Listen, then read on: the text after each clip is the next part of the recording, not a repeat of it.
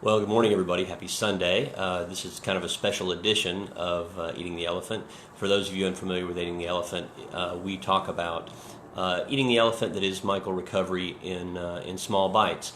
We talk about insurance information. We talk about recovery information. Generally, we do this on Wednesdays and Sundays, and I'll be doing a regular episode this evening at 8 o'clock. But we've tried this. This will be the fourth time trying to get the appraisal issue done. I'm at my office, so I'd like to apologize in advance in case we get any background noise. There's not much I can do about that.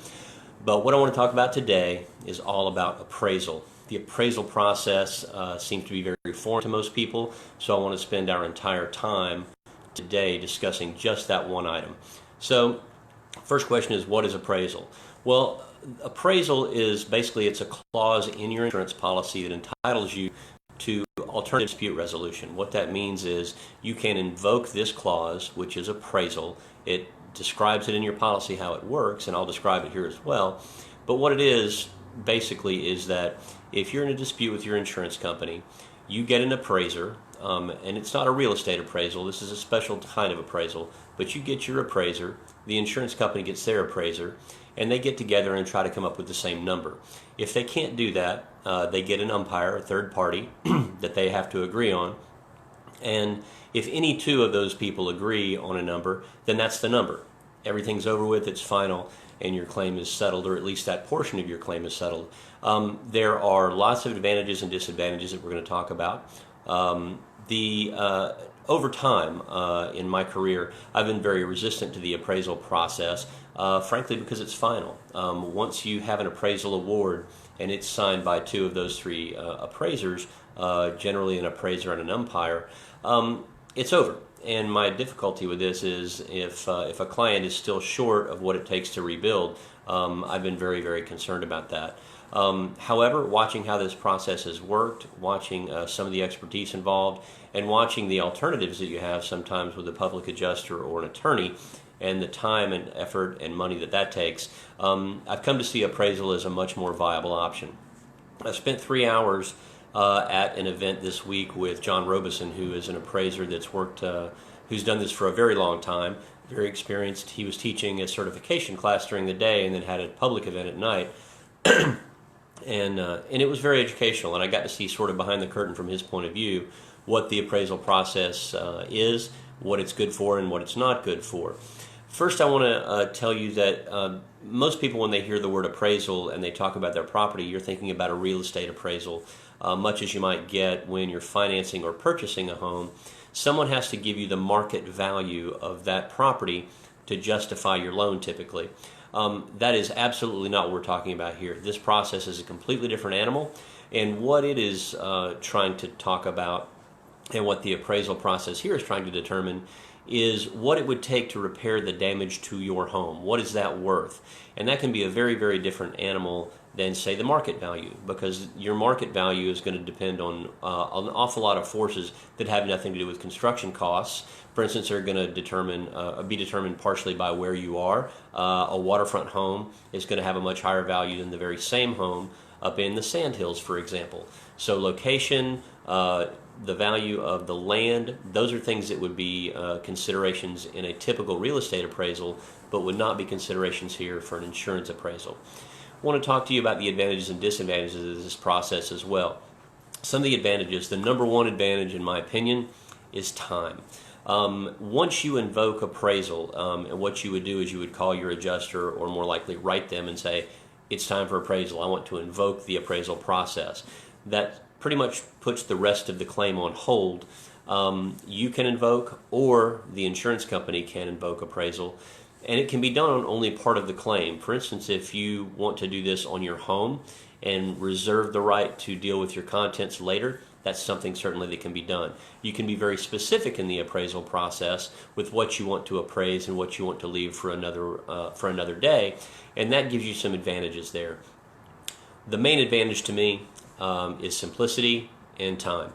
Time, generally speaking, you're going to deal with somewhere between 2 months and about 5 months on the outside.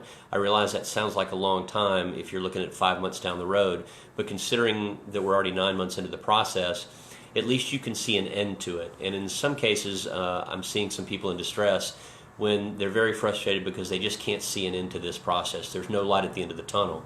And when you invoke the appraisal process, you start a clock ticking, and things have to happen on a certain schedule. Again, generally speaking, you're looking at somewhere between about 2 and 5 months based on what I've been told. So at least you have an outside sort of limiter. It's going to be pretty tough for an appraisal process to go beyond that length of time. Generally, if we're looking at it going to court, let's say you want to lawyer up and you just want to get after that insurance company because you feel like you've been mistreated. The problem that we've got is that could take 3, 4, 5 years. Generally speaking, 3 or 4 years is not unusual. And I'll tell you that as clogged up as the Bay County Courthouse is right now, and with all the lawsuits that have been filed, both because of the hurricane and because of just normal stuff, the courthouse was a pretty busy place before the storm hit.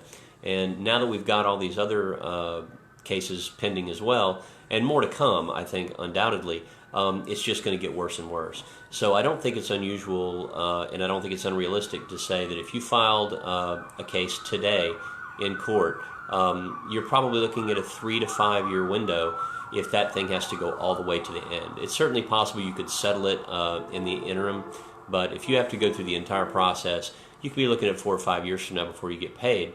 Most of us don't have that kind of time. It wears on you financially, it wears on you mentally, and most people, well, pretty much everybody, just wants to get back to normal. So the time factor is a big issue to me. Appraisal can be, although not necessarily, but it can be less expensive.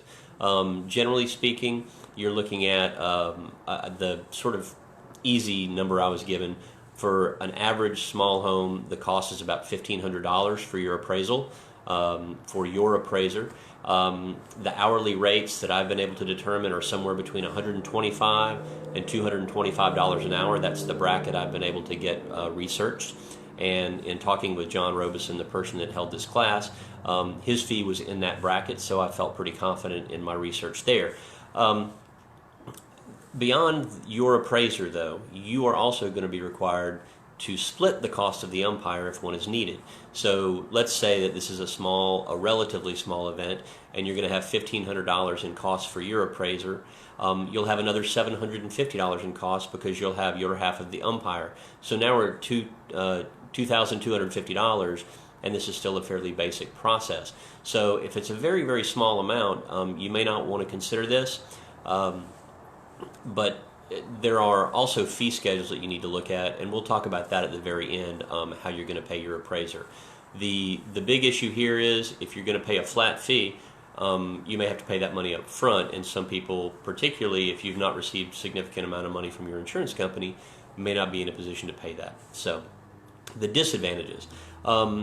Again, I started with this. It is final, with rare exceptions. The only exceptions would be if somebody can show that there was undue influence, fraud, misbehavior on the part of the appraiser or the umpire. This is going to be considered a final award, and it's very difficult, and it's a pretty high bar to clear in order to get an appraisal award overturned. So if it comes up short of where you think you need to be, then I think you're stuck. In talking with John, and in talking with 2 other appraisers since then, they have given me the general indication that 85 to 90% of what you're after as a final award is considered a victory. So if you're looking for $100,000 and you get close to that, you get $85,000 or $90,000, then that is considered kind of a victory for your side. So bear in mind that even if you do really, really well in this process, frankly, you're still probably not going to hit the target number that you're after on day one. If you're shooting for a particular number and you're going to get close to that, is probably your best case scenario. The question then is, when should I and when should I not invoke appraisal? When should I call my insurance company and say, it's time for appraisal? I want to skip the rest of this process. I don't want to deal with a public adjuster. I don't want to deal with an attorney. I don't want to deal with anything else. What I want to do is I want to get this thing closed. It is time for appraisal. Assuming your insurance company agrees to do that, and they don't have to, although they usually do, then that starts some clocks. You've got 20 days to select an appraiser. Then they've got 15 days after they disagree, for instance, to select an umpire. I don't want to get into the time frames because I'll get them confused, I'm sure, and they're easy enough to look up. But the time to invoke appraisal is when there is a dollar amount dispute. You think it's $100,000 and your insurance company thinks it's $65,000. But they've accepted the fact that there is covered damage, that there is damage that they're going to have to write you a check for of some amount. So they've acknowledged that coverage is in place that applies to your loss. When appraisal is not effective and it's not a good idea, when you should not pass go, not collect $200, go directly to the attorney's office, is when there is a coverage dispute. It's not that they think they owe you less than you think. It's that there's something that they just simply think is not covered. If they've simply said, oh, well, your shed or your fence or your roof is not covered, or it was caused by flooding, it wasn't caused by wind. As an example, if they're not accepting liability and they're not accepting that coverage is in place that applies to your claim, that's not a good place for appraisal. And again, I would skip the public adjuster at that point and go directly to the attorney. Now, timing-wise, there's a couple of what I would consider ideal points based on my research, and it'll be interesting to see if John weighs in on this and agrees or disagrees with me. But kind of the perfect storm and a good spot is after the second inspection. By this I mean when you reported your claim, an adjuster came out to your house, a field adjuster, and looked over the loss. Chances are they gave you an appraisal that was far too low because they couldn't see all the damage and they were just sort of throwing something up against the wall to get the process started. It's by no means a final number. However, a lot of times in our experience has been then a contractor comes in and comes up with a number that's 2 or 3 times what that initial adjuster has come up with. So the insurance company obviously gets a little concerned about that. And it's at that point that they often send out a second field adjuster to, again, look at the property. Maybe some tear-out's been done so they can see some additional damage. They can meet with your contractor and they can compare notes on what things actually cost now, because they may have been unfamiliar with some of the what we call demand surge, which is the increase in price after a catastrophe. So that could certainly be an issue. At that point, if your second adjuster and your contractor are still very, very far apart, that's a perfect time to go with appraisal, because we know that there's coverage in place at this point, and we know that there's a big, big difference in the two numbers between you, your contractor, and of course the insurance company. Sometimes this will lead to a third inspection. Some people have had more than that, but it's pretty rare to go beyond a third. Sometimes this involves an engineer because there may be structural damage at place. But at that third inspection is another good choice. That's another good time. If after that inspection you're still very, very far apart, that's a good time to go as well. Now, it's a question that you need to ask yourself on an ongoing basis if you're still struggling to get your claim paid. Frankly, most of the people that we talk to now, a good chunk of their claim has been paid. A lot of the wrestling matches now are trying to get contractors lined up, trying to get things done, trying to get permits, trying to get lender to be cooperative. It's a little bit less at this point about the insurance company for the most part.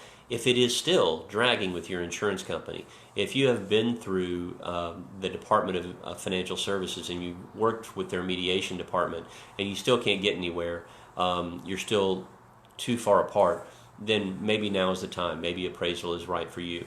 I do want to give you some caution here as we close.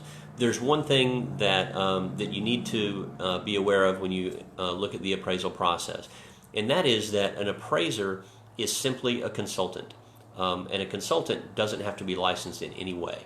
So there is no license mechanism. You can't go to the Department of Business and Professional Regulation or the Department of Financial Services and seek any kind of relief. So it is incumbent upon you to do additional research. What you need to do is be very, very careful in selecting your appraiser. And once you do that, the most important part of the entire process, the most critical element, is making sure that the umpire, once selected, is someone that is fair and knowledgeable and experienced. And what you need to do is make sure that they're not leaning too far in favor of the insurance company. You need to make sure they're fair and they're playing from the middle of the road. What I would say is you need to do all the research you can do. I've talked on every single episode of Eating the Elephant about doing your homework.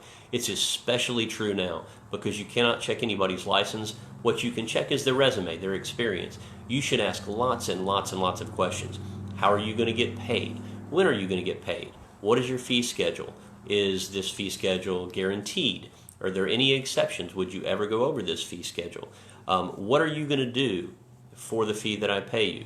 And even probably more importantly than those things, what is your experience? Where have you done stuff? Give me an example of the last 3 or 4 or 5 jobs you've done.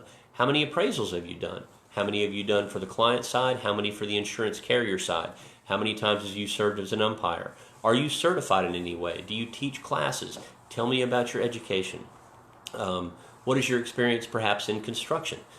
We know that a lot of some of the best appraisers have a good bit of experience in construction trades and maybe licensed contractors. They wouldn't be serving as a licensed contractor in this particular instance, but if they're a licensed contractor, then obviously they know an awful lot more than your average bear about construction techniques and construction costs. So I realize I can't boil down 3 hours of John Robeson's presentation into 10 or 15 minutes. That's the best shot I'm going to get at it right there. If you have any other questions, you can certainly shoot them to me. If I can't answer them, I'll shoot them to somebody that has a lot more appraisal experience than me.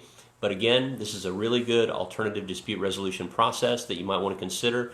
And the final consideration for you is to know that if you do decide that at some point you're going to have to go to court, you may be required to step back and go through a process very much like this. Because when you get to the courthouse and you talk to a judge, the judge very well may ask, have you tried alternative dispute resolution? Have you gone to mediation? Have you gone to arbitration? Or have you gone to appraisal? And if not, we're going to put a pin in it right here and we're going to send you right back to that process. So you could be just spinning your wheels and wasting your time. Again, I hope this has been helpful. Please ask us any questions that you've got, and we'll see you tonight for a regular episode of Eating the Elephant.